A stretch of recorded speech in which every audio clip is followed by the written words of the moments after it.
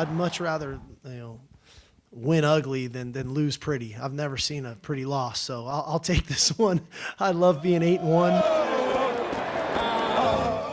Ouch. Coach Sark saying this win might have been ugly. I hear it had a great personality, though.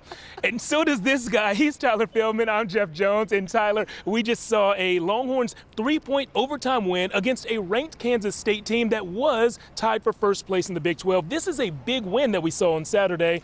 And to me, it looked like 3 different games all wrapped up into one. I saw a Longhorns dominant performance. I saw a Kansas State comeback. And then I saw one of the most dramatic finishes that I can remember inside of DKR-Texas Memorial Stadium. Jeff, you saw the game 3 different ways. Steve Sarkisian used 3 different words post-game to describe this win for his Longhorns: versatility, resilience, and perseverance. 3 words that he says championship teams employ when necessary in critical moments of the ball game. We saw that today, possibly a season-saving victory in overtime for the Longhorns. So let's see how it all played out this afternoon at DKR-Texas Memorial Stadium. The Wildcats coming to Austin, averaging 40 points their last 3 games, but the Texas defense sets the tone early. Barron Sorrell, Ethan Burke, each with first quarter sacks. Then we get our first look at episode 2 of the Malik Murphy Show, and I gotta say, it's looking pretty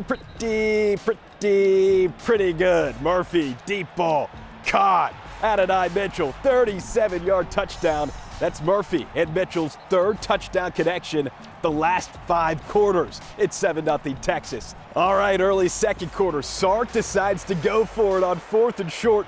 Looks like a QB sneak, but Malik options for the pitch to C.J. Baxter. And look at all that real estate. Baxter with more space than a living room without furniture. 54-yard house call, 17-0 Longhorns. Texas goes into halftime up 17-7. Second half, Cats get the ball first, but they quickly give it right back. Michael Taft, are you kidding me? That's now 3 straight games with an interception for the Westlake native and former walk-on.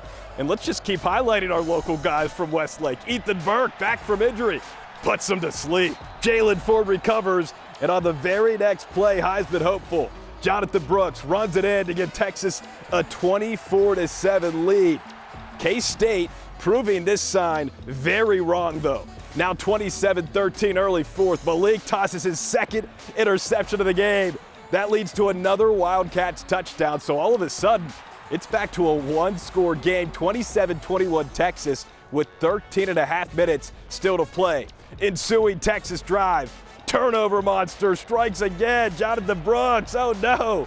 Coughs up the football. K-State recovers. And on the Cats' very next play, Will Howard, post route, again wide open, 26-yard touchdown. And hey, just like that, this game's tied at 27. Longhorns typically dominant in the 4th, but it's K-State who outscores Texas 23-3 in the final quarter to force overtime. In OT, Bert Auburn connects on his 4th field goal of the game to give UT the lead. K-State's turn. That Texas D steps up big time. Stuff on 4th down.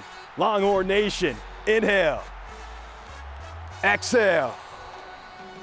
Longhorns survive 33-30. As we welcome back my good friend, sports director Jeff Jones. So Jeff, that game had a lot of elements, but you saw something post-game that also added an extra element. So the defense made that final game-winning play, but the offense helped put him in position, and it was an offense led by Malik Murphy, who had an up-and-down day. Episode 2 of the Malik Murphy Show started out really good, really entertaining. He finishes the day completing 51% of his passes for 248 yards, 1 touchdown, 2 interceptions. He did have to bounce back, though, on a number of occasions after those 2 turnovers. It wasn't perfect. Steve Sarkisian saying post-game, he doesn't have to make every play. He's already proven that he's capable of being the starting quarterback for the Longhorns, but now it's time for Malik to learn from his mistakes and move forward.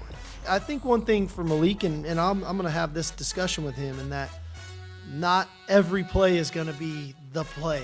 Yeah, that's not always that play that where you make that throw. This is not, a one man's game. It's a team thing. I don't have to try to be bigger than what I am. What he hopefully can understand is we're going to be an aggressive play calling team, and he's going to have plenty of opportunities to make throws and to do those things.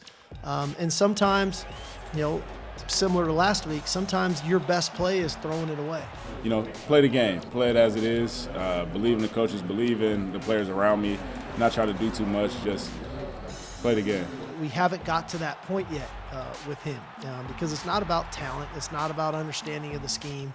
He doesn't have to prove anymore that he has to make a play. He should feel like we have the utmost faith in him because we do. So the Longhorns escape K-State 33-30 in overtime. They're now 8-1 overall, 5-1 in the Big 12. They're on the road the next 2 weeks, starting next Saturday at TCU.